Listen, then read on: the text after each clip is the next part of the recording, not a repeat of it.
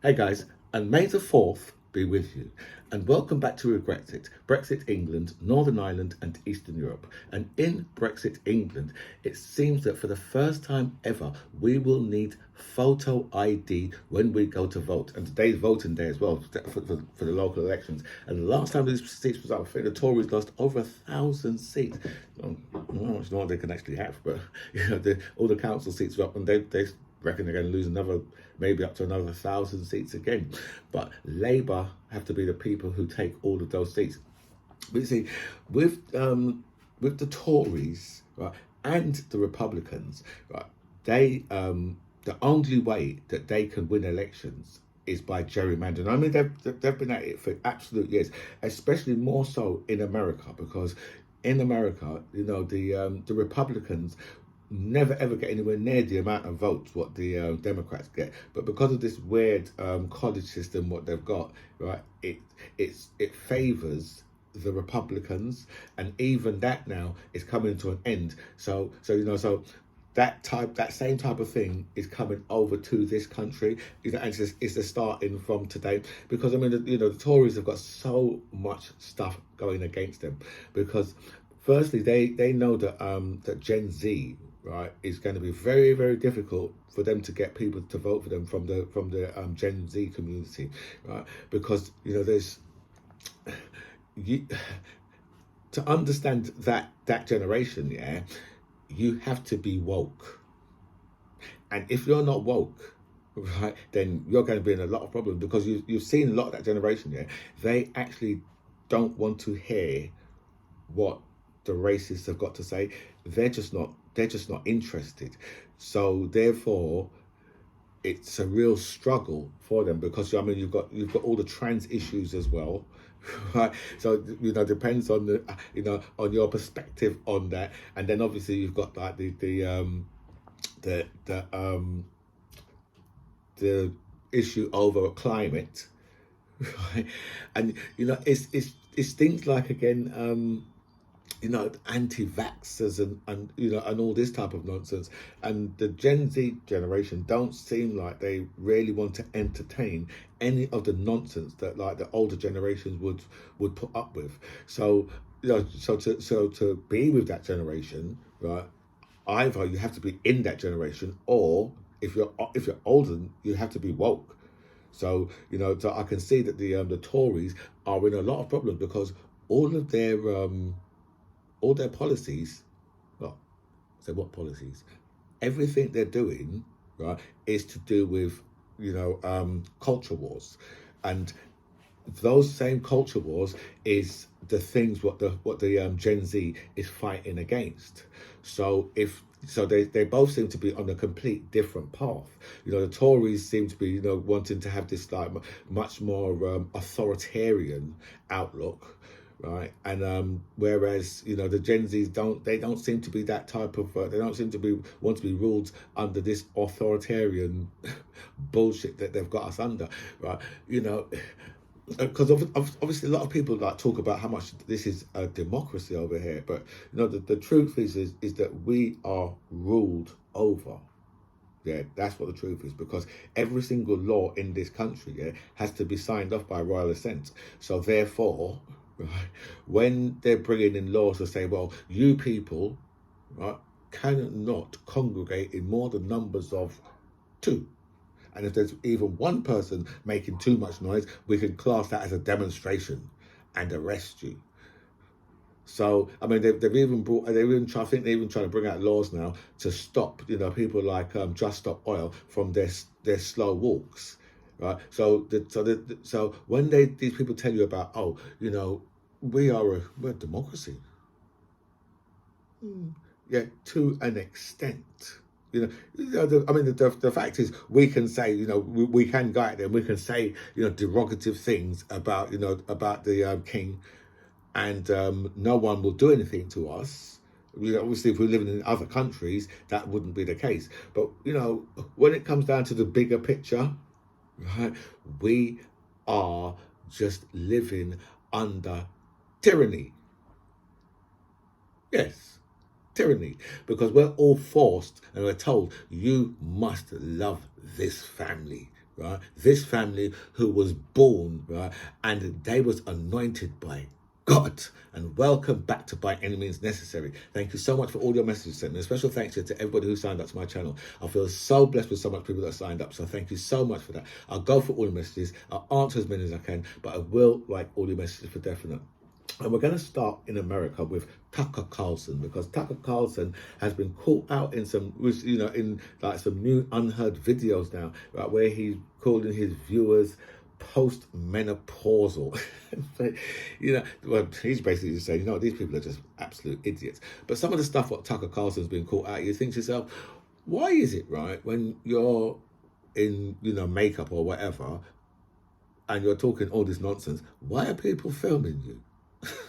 Because this is where it's all happened. A lot of this has happened where he's in makeup and that, and he's just like, just running his mouth off. And there's, obviously he must know he's doing it on camera. Do you know what I mean? Because it doesn't look like it was done on a cell phone. So he must know he's on camera. So he must know that someone's got all of that, what he's saying there, and why he thinks that those type of things will never come out. Because the strange thing is, once people have recordings, right, and you are not in control of those recordings, somehow they always seem to come out.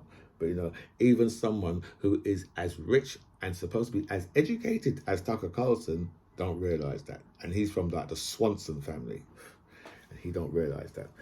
Donald Trump, remember a few weeks ago, Donald Trump was arrested, and Donald Trump was saying, something, if you look at all of the guards that in the courthouse, they was in tears, they was crying, right? Their eyes, they said, they're big, tough guys, right? And he said, sir, I can't believe they're doing this to you. And they was in tears, as Donald Trump said. Oh, I remember I was watching it live because, I'm like that and I'm very sad sometimes. Right? I was watching it live, right? And I saw, right, Donald Trump walking into the courtroom, right? And I just saw the door swing straight into his, literally, right? And if he didn't put his hands out to stop the door from swinging in his face, right, the door would have knocked him out.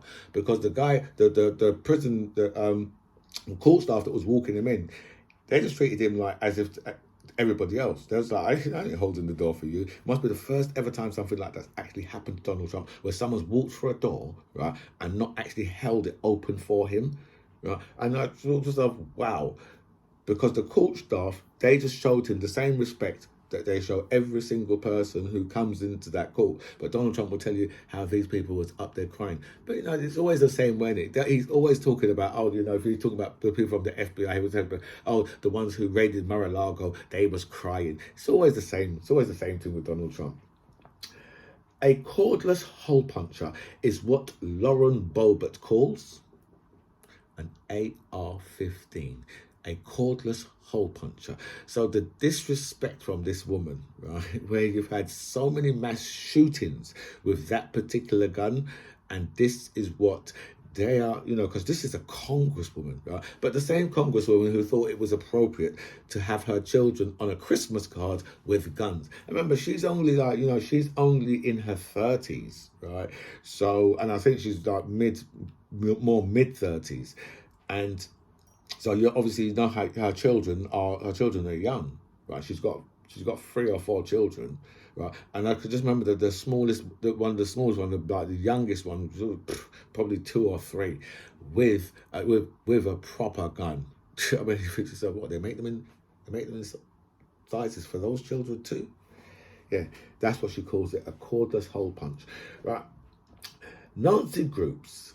A Nazi group named Blood Tribe, led by a decorated Marine. These people was on the streets, right, just with anti-Semitic stuff, just like, and they had like swastikas and I wonder, because remember quite a while back, I showed you a video of Rachel Meadows where she was showing what's going on in Florida with people hanging banners over, with pure anti-Semitic stuff on there, right?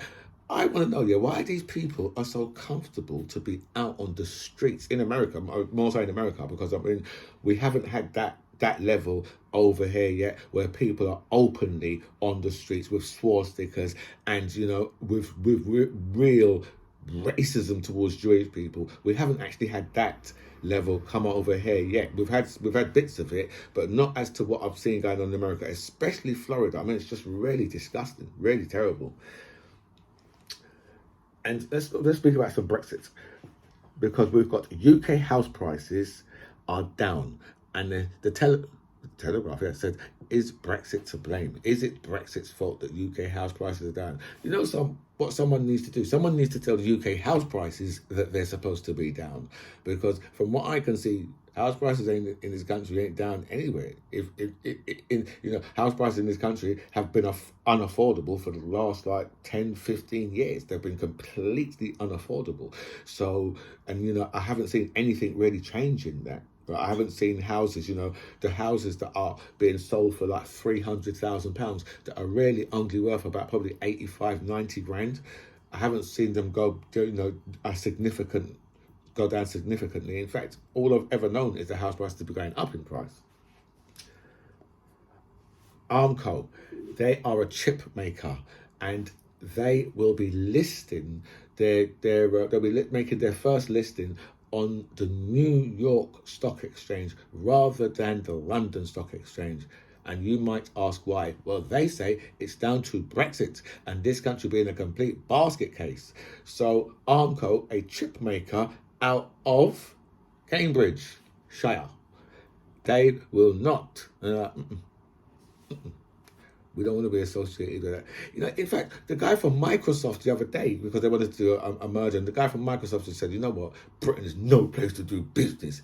He sounded bitter, but that bitterness sometimes, it speaks the truth.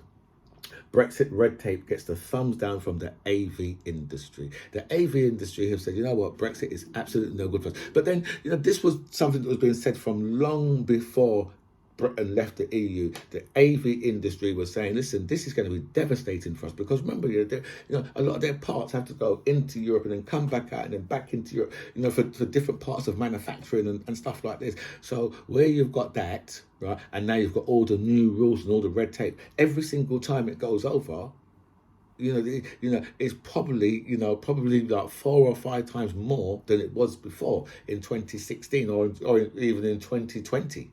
Anyway, guys, look, I'm going to wrap this up because I'm 2 minutes and 25 seconds over. So, my friends, this is By Any Means Necessary. I'm the MC John Ribbs. It was really nice to speak to you guys. Comments below.